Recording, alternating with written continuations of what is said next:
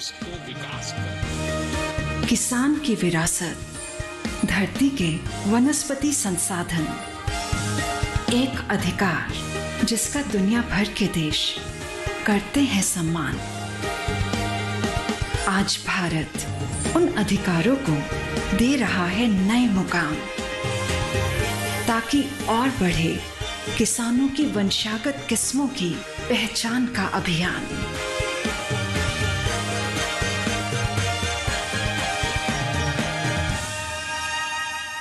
नमस्कार, आप देख रहे हैं दूरदर्शन किसान कृषि दर्शन की एक नई कड़ी में मैं अदिति शर्मा आप सभी का स्वागत करती हूं। किसान भाइयों बहनों, हमारे इस कार्यक्रम में खेती किसानी से जुड़ी कुछ खास जानकारियां हम आपके लिए लेकर आते हैं।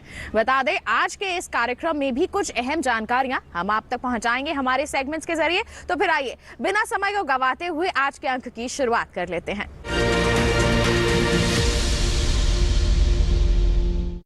किसान भाइयों बहनों, हमारे देश में कृषि उत्पादों के निर्यात को बढ़ावा देने के लिए सरकार द्वारा विशेष बल दिया जा रहा है। जी हां, कई तरह के महत्वपूर्ण कदम उठाए जा रहे हैं। इसी संदर्भ में कृषि मंत्रालय के डीडी किसान स्टूडियो से विशेष जानकारी दे रहे हैं DPPQS फरीदाबाद के सलाहकार डॉक्टर JP सिंह। क्या कुछ कहा है उन्होंने, आइए दिखाते हैं आपको।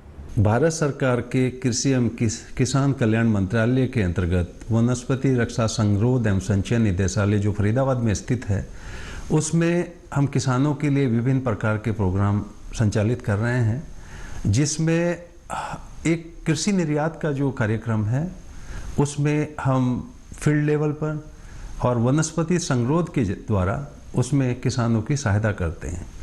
इसमें देखा गया है कि किसान जब अपने उत्पाद को तैयार करते हैं तो उसमें दो तरह की निर्यात में दिक्कतें आती हैं। एक तो उसमें कीट अवशेष जाने की, जो जीवित कीट हैं वो जाने की संभावना रहती है, और दूसरा जो पेस्टिसाइड के अवशेष हैं उसकी संभावना रहती है।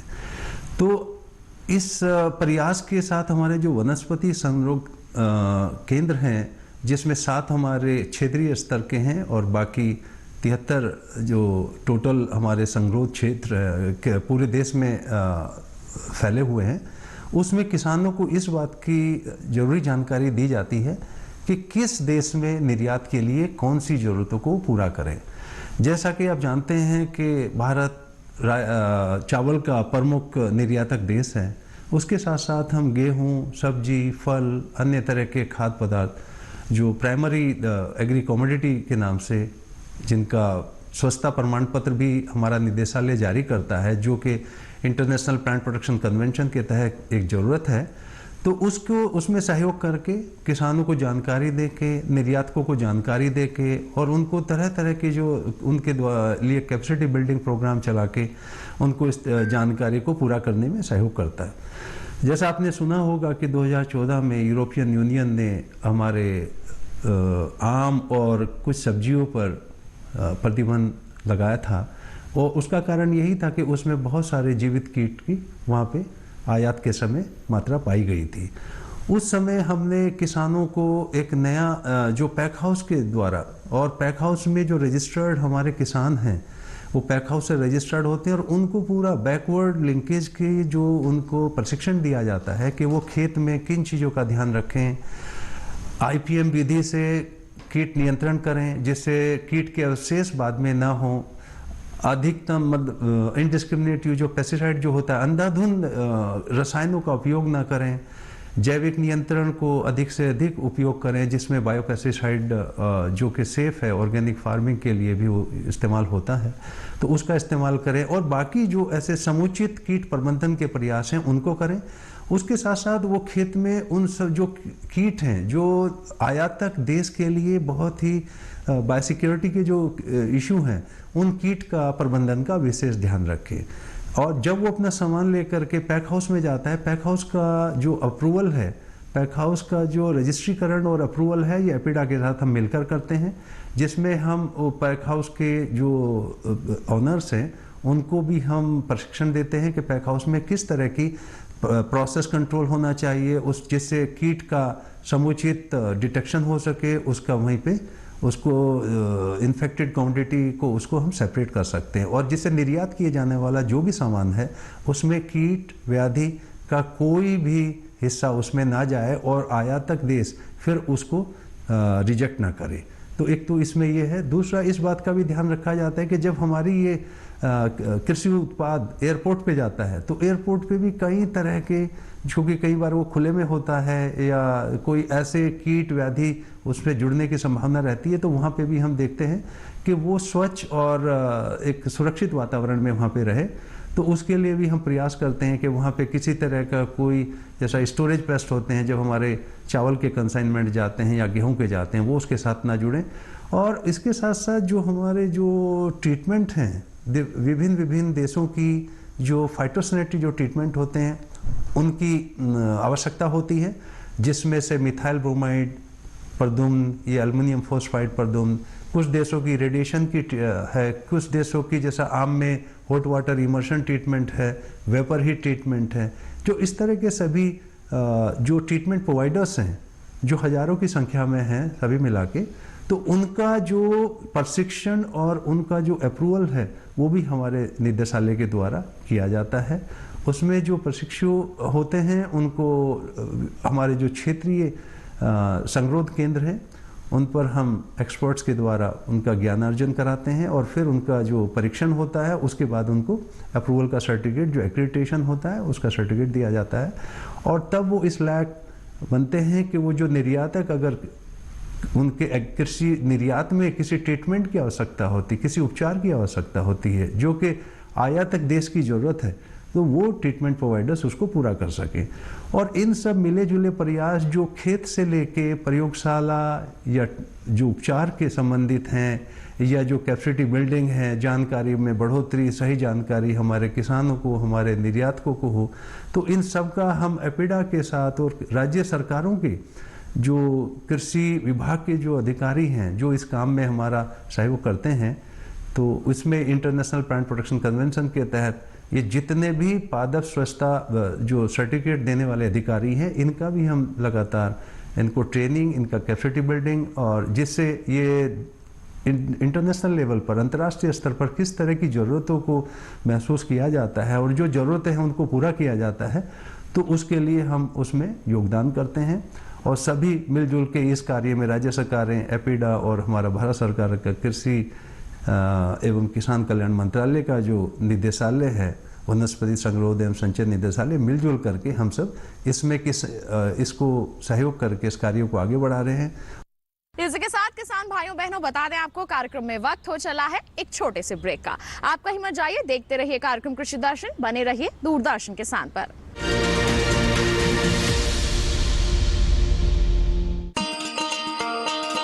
किसान भाइयों गांठ बांध लो, गांठ बांध लो, बात बहुत है काम की, समृद्धि के पैगाम की।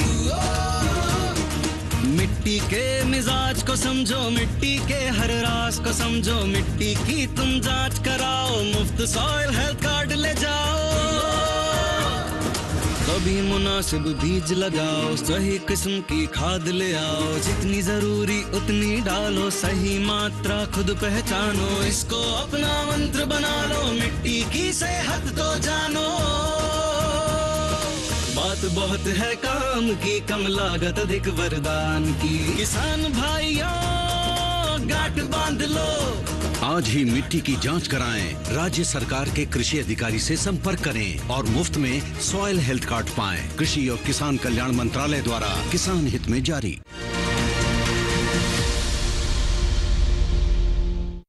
ब्रेक के बाद दूरदर्शन किसान के कार्यक्रम कृषि दर्शन में आप सभी का फिर से स्वागत। आइए अब आपको दिखाते हैं हमारा सेगमेंट कृषि स्टार्टअप।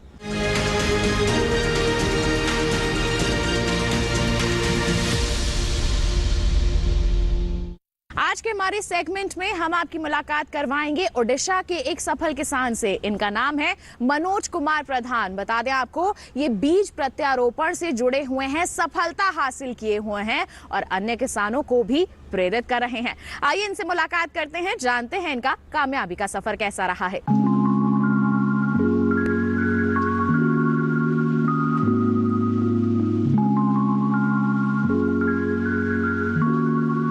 मनोज कुमार प्रधान भेजी मलगांव ओडिशा के रहने वाले एक सफल किसान हैं। इन्होंने अपनी शिक्षा साइंस से की थी।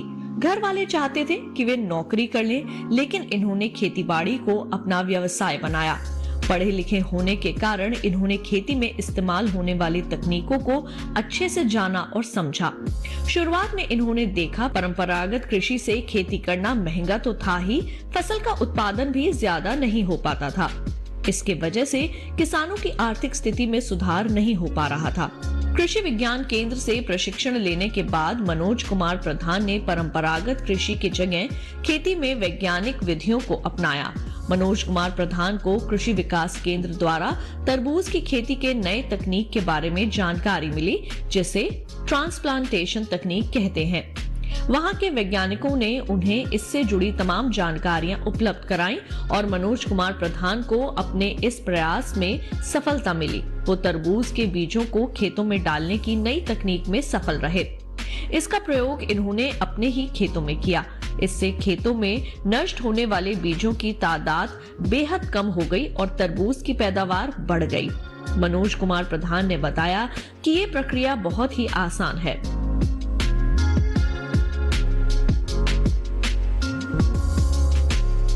इन्होंने बताया, एक पॉली बैग में आधा किलो मिट्टी और 50 ग्राम के लगभग गोबर का खाद मिलाकर 2 बीज डाल दीजिए।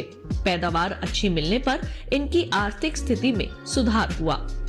मनोज कुमार प्रधान को अपने खेतों में इस्तेमाल किए गए तरबूज के बीजों से लाभ हुआ।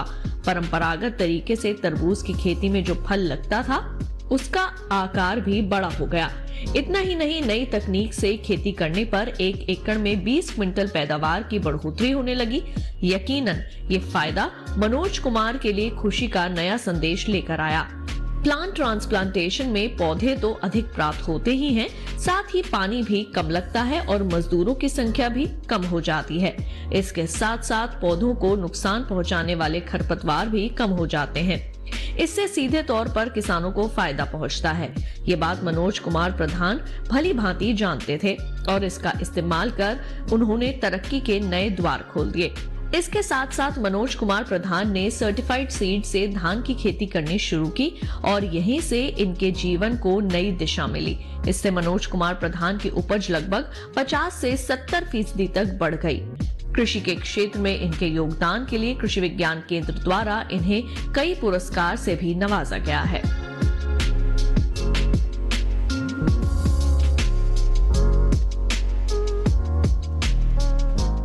ये था सेगमेंट कृषि स्टार्टअप। इसी के साथ बता दें, कार्यक्रम में वक्त हो चला है एक छोटे से ब्रेक का। आप कहीं मत जाइए, देखते रहिए कार्यक्रम कृषि दर्शन, बने रहिए दूरदर्शन किसान पर।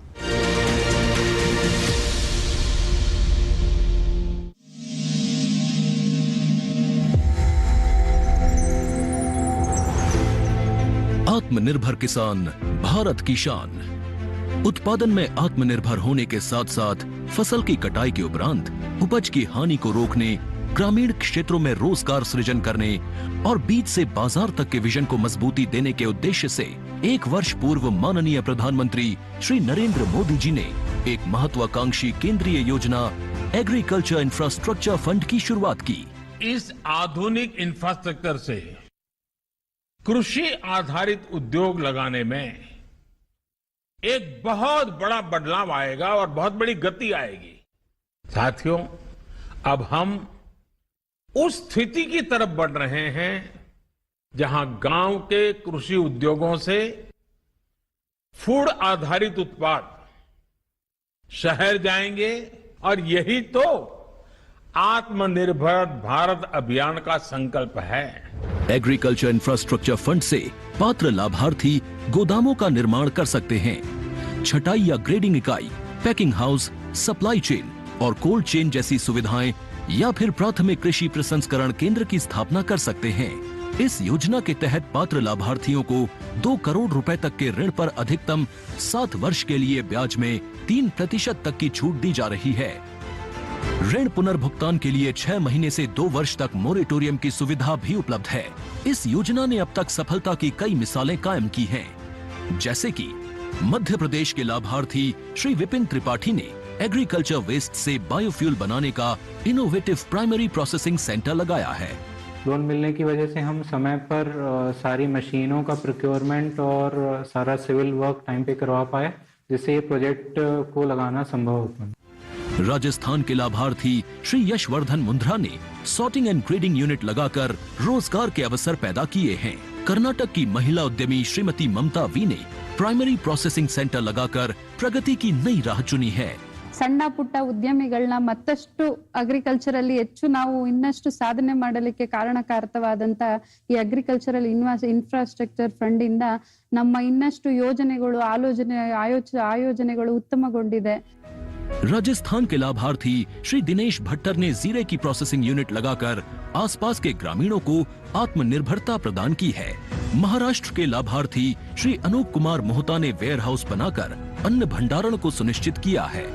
आज देश के कोने कोने से किसान, कृषि उद्यमी, किसान उत्पादक संघ, प्राथमिक कृषि सहकारी समितियां, स्वयं सहायता समूह और कृषि उपज मंडियां इस योजना का लाभ उठा रहे हैं।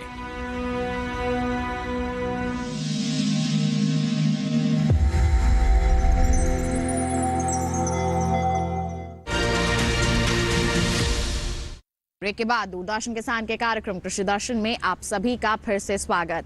अब कार्यक्रम में वक्त है फार्मिंग इंडिया सेगमेंट पर नजर डालने का।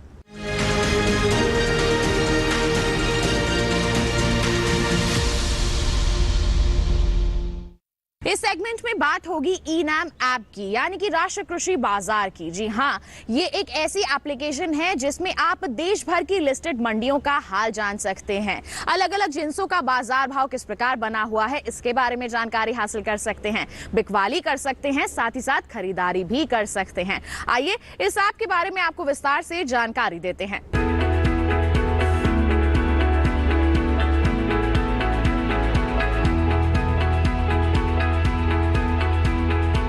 ई-नाम के जरिए आप घर बैठे न केवल एपीएमसी से जुड़ी किसी भी मंडी में चल रहा भाव मालूम कर सकते हैं, बल्कि अपनी फसल का सौदा कर सकते हैं और घर बैठे समय पर बिकी हुई फसल का भुगतान भी पा सकते हैं। ई-नाम दरअसल कोई समानांतर मार्केटिंग संरचना नहीं है, बल्कि ये मंडियों का ही राष्ट्रीय नेटवर्क बनाने का एक साधन है, जिसे ऑनलाइन एक्सेस किया जा सकता है। पुरानी मंडी व्यवस्था में किसान सिर्फ मंडी में ही फसल बेच सकता था, लेकिन ई-नाम के माध्यम से वो मंडी के बाहर भी फसल बेचने के लिए आजाद है। ई-नाम मुख्य रूप से एक राष्ट्र एक बाजार की अवधारणा पर आधारित है। इसे कृषि और किसान कल्याण मंत्रालय के जरिए एक निवेश के साथ बनाया गया है और इसके लिए विकसित सॉफ्टवेयर सभी मंडियों के लिए उपलब्ध है। ऐसी मंडियां जो राज्य मंडी अधिनियम के नियमों के अनुरूप राष्ट्रीय नेटवर्क में शामिल होने के लिए सहमत हों। अगर किसी किसान को स्थानीय मंडी में बेहतर भाव नहीं मिल रहे हैं, तो वो दूसरी मंडी का रुख कर सकता है। यहाँ तक कि वो अपने राज्य के बाहर भी फसल बेच सकता है। शुरुआत में सिर्फ 21 मंडियों को ही इसमें शामिल किया गया था और सिर्फ चुनिंदा फसलों की ही बिक्री होती थी, लेकिन आज 18 राज्यों और 3 केंद्र शासित प्रदेशों की 1000 मंडियां इसमें शामिल हो चुकी हैं, जहां 175 फसलों को खरीदा और बेचा जा सकता है। 31 जनवरी तक के आंकड़े बताते हैं कि ई-नाम पर 1,72,70,000 किसान, 2,13,844 व्यापारी, 1,02,068 कमीशन एजेंट और 2,050 एफपीओ जुड़े हैं। किसानों के लिए ई-नाम पर मुख्य रूप से 4 फायदे हैं। पहला, इस पोर्टल पर कारोबार में पारदर्शिता दिखाई देती है और किसानों को बेहतर भाव की संभावना बढ़ती है। पारदर्शिता का मतलब ये हुआ कि किसानों के साथ धोखाधड़ी की संभावना कम हो जाती है। दूसरा फायदा ये है कि अन्नदाता की पहुंच ज्यादा मंडियों और व्यापारियों तक सीधे हो गई है। तीसरे, मंडियों में आवक और भाव की तुरंत जानकारी मिल जाती है। और चौथा, भुगतान बहुत जल्दी हो जाता है और पैसा सीधे किसान के खाते में जाता है। तो अगर आप भी सुविधा का फायदा उठाना चाहते हैं तो ई-नाम पर रजिस्ट्रेशन कराना होगा। रजिस्ट्रेशन की कोई फीस नहीं है। सेगमेंट में बात होगी किसान क्रेडिट कार्ड की। ये एक ऐसा कार्ड है जो हमारे किसानों को आर्थिक मजबूती प्रदान करता है। जी हाँ, कम प्रीमियम दरों पर आपको ऋण उपलब्ध हो जाता है। तो किस तरह से आप इसके लिए आवेदन दे सकते हैं, कौन से दस्तावेजों की जरूरत है, बताते हैं आपको सेगमेंट फार्मिंग इंडिया में।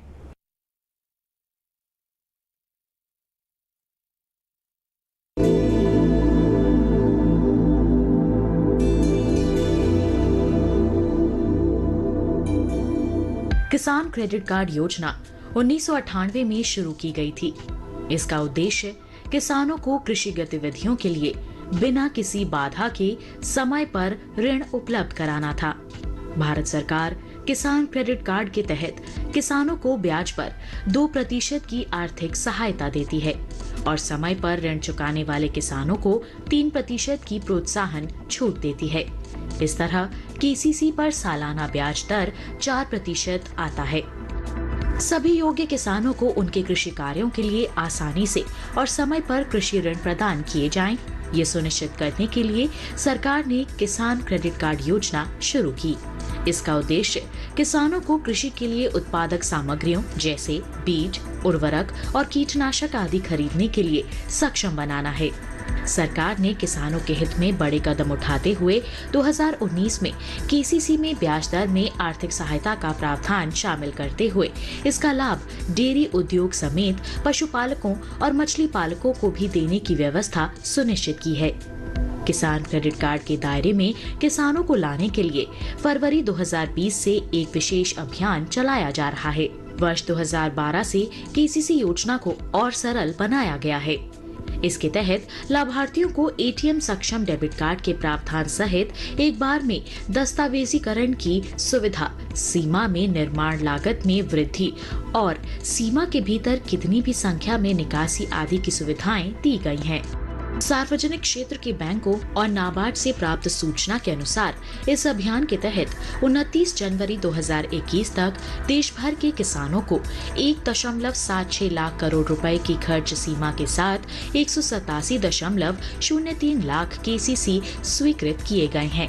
किसान क्रेडिट कार्ड की वजह से किसान अपनी फसल का बीमा भी करवा सकते हैं, जिस किसी भी कारण से अपनी फसल नष्ट होने पर उनको मुआवजा भी दिया जाता है, जैसे बाढ़ की स्थिति में फसल का डूब के नष्ट हो जाना या सूखा पड़ने पर फसल का जल जाना आदि सुविधाओं में यह किसान क्रेडिट कार्ड बहुत ही ज्यादा काम आता है। इसकी वजह से किसान लाभ उठा सकते हैं। सस्ती ब्याज दर पर लोन उपलब्ध कराने के इस अभियान से न सिर्फ किसानों की आय में बढ़ोतरी होगी, बल्कि इससे ग्रामीण अर्थव्यवस्था को मजबूती मिलेगी और कृषि तथा इससे जुड़े क्षेत्रों में उत्पादन बढ़ेगा। साथ ही हमारे देश के लिए खाद्य सुरक्षा सुनिश्चित करने की दिशा में भी इस मुहिम की विशेष भूमिका होगी।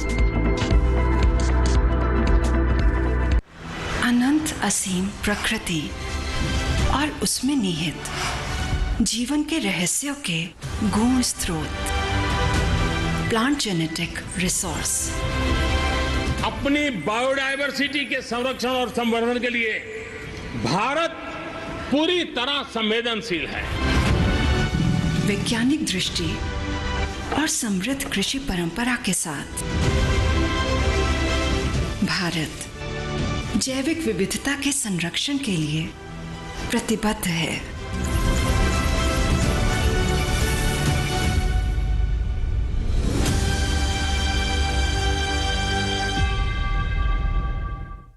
ये था सेगमेंट फार्मिंग इंडिया। इसी के साथ बता दें आज के अंक में बस इतना ही। उम्मीद है जितनी भी जानकारियां आज के कार्यक्रम के माध्यम से आप तक पहुंचाई गई हैं वो सभी आपके लिए लाभकारी साबित हुई होंगी। साथ ही आपको बता दें हमारा ये कार्यक्रम आप दोबारा देख सकते हैं। टीवी स्क्रीन पर दिखाई जा रहे क्यूआर कोड को स्कैन करके सीधा पहुंचेंगे आप हमारे यूट्यूब चैनल पर। बता दें आप हमें ईमेल भी कर सकते हैं। ईमेल आईडी है krishiddarshanddd@gmail.com। आप हमें पत्र लिख सकते हैं। पता है हमारा कृषि दर्शन, कमरा नंबर 58, CPC दूरदर्शन, खेलगांव, नई दिल्ली 110049। इसी के साथ आज के लिए इतना ही। हमें दीजिए इजाजत, लेकिन आप बने रहिए दूरदर्शन किसान पर। नमस्कार।